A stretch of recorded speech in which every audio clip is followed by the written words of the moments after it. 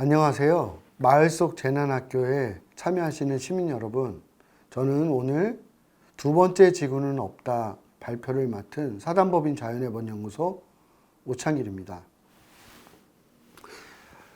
이게 코로나19의 영향이 아니면 직접 대면하고 이렇게 만나 뵐 수 있었을 텐데, 최근의 상황들은 비대면 상황들이 굉장히 많아서 저같이 이렇게 발표를 하거나 강의를 하는 사람들은 참 되게 어렵습니다. 오늘은 이렇게 마스크를 벗고 스튜디오에 일부만 있어서 그런데 대부분 마스크를 쓰고 생활을 하려니까 발표하는 것도 어려운데요. 하여튼 여러분들은 저보다 훨씬 생활 현장에서 더 많은 어려움들이 있을 거라 생각이 됩니다. 근데 코로나19 문제를 여러분들은 어떤 문제를 바라보고 있습니까? 그냥 중국 우한에서 생긴 전염병? 그래서 우리가 일시적인 현상으로 보나요? 세계 많은 과학자들은 사실은 코로나19와 같은 이런 전염병이 앞으로 4, 5년에 한 번씩 생긴다고 이렇게 팬데믹 현상이라고 하는데요. 예측을 하는 것 같아요. 근데 이 코로나19는 저희가 많은 언론에서도 보셨지만 코로나19와 기후변화 문제를 연결을 시키더라고요. 코로나19는 사실은 원숭이나 이런 박쥐, 이런 사실은 야생동물에서 생겼던 인수전염병들이 뭐 조류독감도 그렇고 메르스 때도 마찬가지였고 그렇지 않습니까? 근데 이 코로나19도 그런 거거든요. 그래서 우리가 200년 전에는 지구의 인구가 지금보단 한 5분의 1 정도였대요. 그때는 비행기도 없었겠죠. 기차도 없었을 거예요.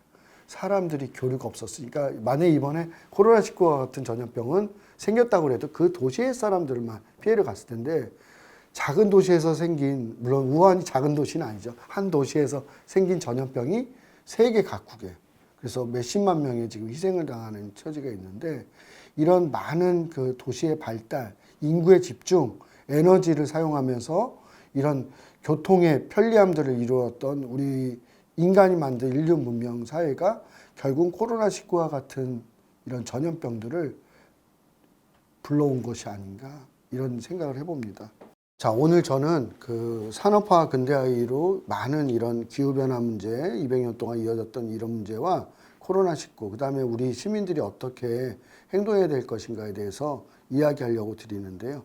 제가 예전에 90년대 공부할 때는 지구온난화라는 표현을 많이 했었거든요. 근데 지구온난화는 지구가 이렇게 더워진다라는 거예요. 그 온실가스로. 그래서 어떻게 들으면 되게 따뜻해지고 좋은 건가? 이렇게 생각하는 학생들도 있었어요. 근데 이 표현을 좀 최근에는 많이 안 쓰죠. 그래서 뭐 열섬화 현상이라든가 뭐 이렇게도 쓰기도 하지만 2000년대에서는 기후 변화, 기후가 변화하고 있다. 우리 인간이 통제할 수 없는 수준으로 이렇게 표현을 써서 한 20년 썼는데, 2019년 영국의 가디언지는 기후 변화는 체인지, 그러니까 클라이메이트 체인지잖아요. 이건 너무 낭만적이다. 그래서 우리가 기후 위기다, 이건 크라이시스다, 이렇게 얘기를 했대요. 그러다 보니까 유럽의 언론들도 같이 앞으로는 이제 기후 변화라는 말보단 기후 위기라 하는데, 지금 이런 지금 처해 있는 현실들이 사실은 1년, 2년 앞을 빨리 뭔가 결정을 하지 않으면 세계 각국의 지도자들이 굉장히 어려워지는 이런 순간이죠. 또 기후변화에 관련된 재밌는 뉴스가 하나 있었어요. 어떤 거냐면 2016년 4월인데요.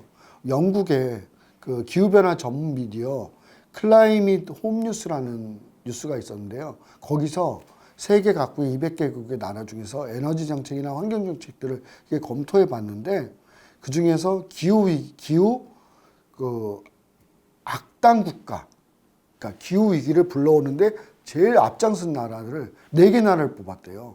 근데 이 영국 사람들이 저희 나라를 얼마나 자료를 찾아봤는지는 모르겠지만 당당하게 저희가 4개 국가를 뽑혔습니다. 그래서 참고로 사우디아라비아, 호주, 그 다음에 뉴질랜드, 그 다음에 한국, 이렇게 4대 기후 악당 국가를 뽑았고요. 이런 기후변화 대응에 가장 무책임하고 게으른 국가다, 이렇게 말하고 있습니다. 사실은 지금 저희가 석탄 발전, 그 기후 위기를 불러오는 온실가스를 불러일으키는 게 사실은 30%가 석탄 화력 발전 때문에 일어나는 거잖아요.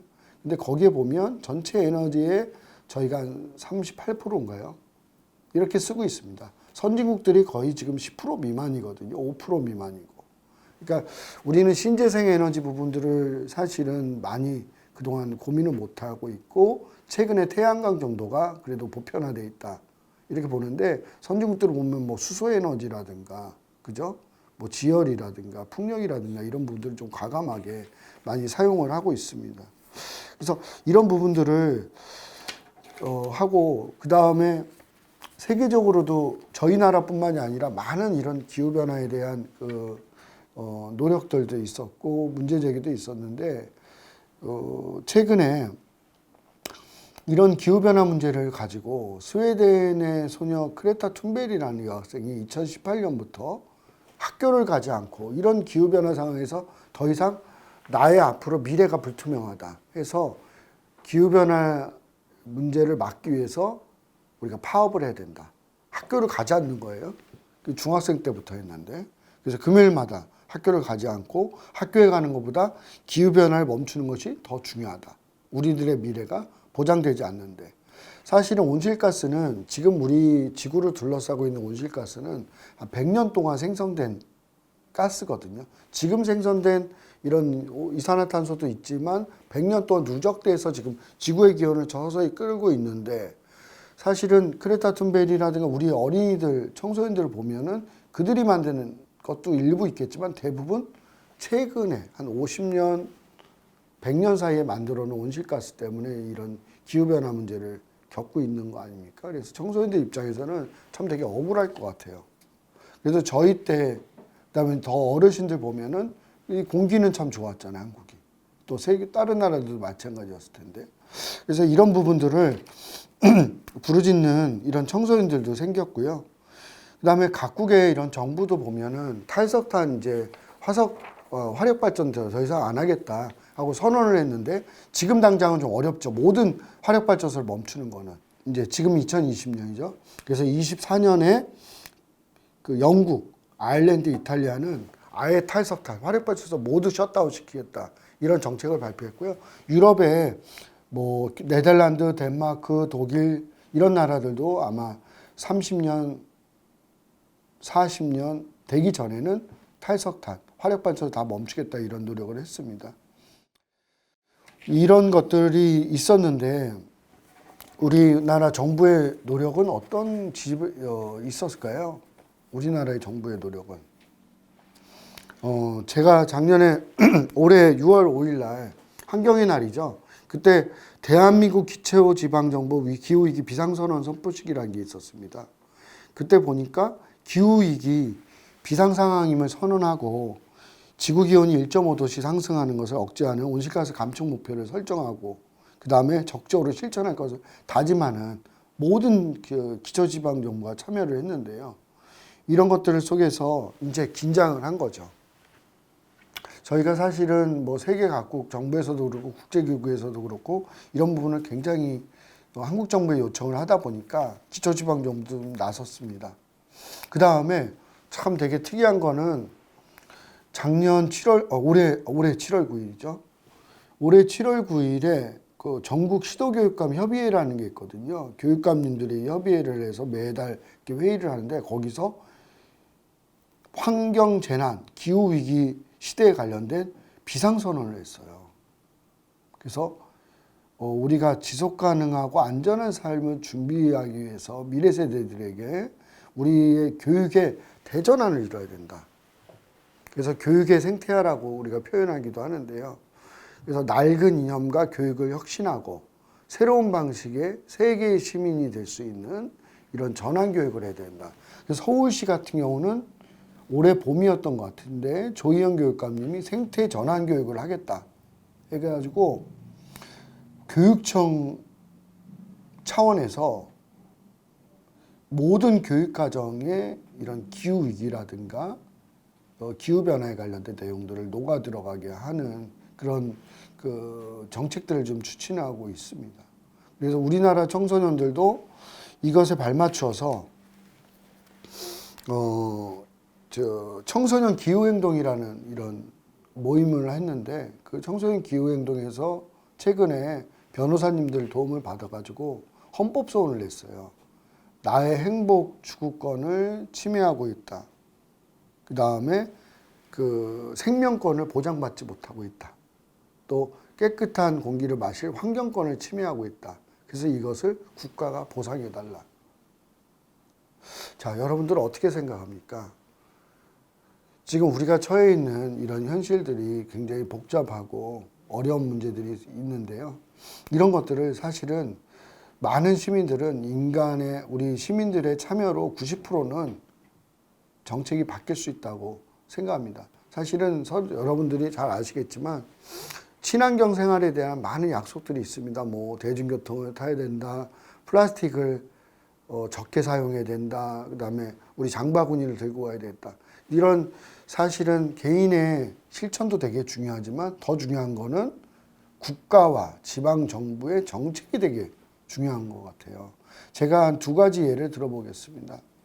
2019년 뉴욕에서는 2050년까지 새로 짓는, 그 다음에 기존 건물들조차도 최고의 에너지 효율을 낼 수 있도록 그 전면 개본수하는 법률을 추진을 했는데요.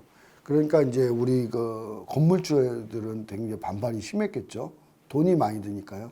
근데 이런 정치인들이 어떻게 만들어졌냐면 환경 정책을 전문적으로 다룰 수 있는 정치인들을 시민들이 뽑은 거죠. 그리고 프랑스 파리 같은 경우도 최근에 언론에 많이 소개됐었는데요. 시내 주차장의 3분의 2 이상은 없애버리겠다는 거예요. 왜 그럴까요?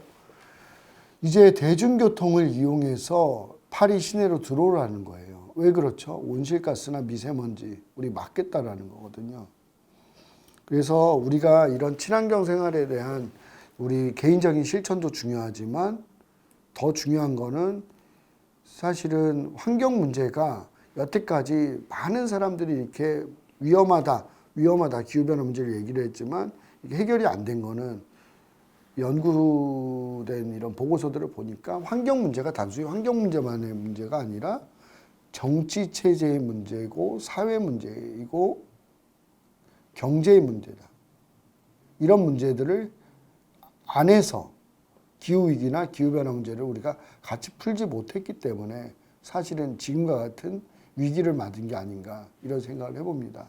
그래서 우리 시민 여러분들께서도 조금 어려우시더라도 환경 정책에 대한 이런 자료들, 우리 서울시의 정책들이 어떤 게 있고 또 우리 주변에 자치구가 있다 그러면 구에서 추진하고 있는 환경 정책이 어떤 거 있는지 좀 더 관심을 가지시고 청소년들도 아마 생태전환 교육 지금 서울시 교육청에서 많이 할 텐데 좀 적극적으로 참여하고 그 수업을 듣는 것도 되게 중요하지만 더 중요한 것은 뭐 우리 많은 사람들이 그렇잖아요. 행동을 해야 된다. 그래서 행동을 같이 하고 실천을 같이 하는 이런 약속들이 좀 있었으면 좋겠습니다.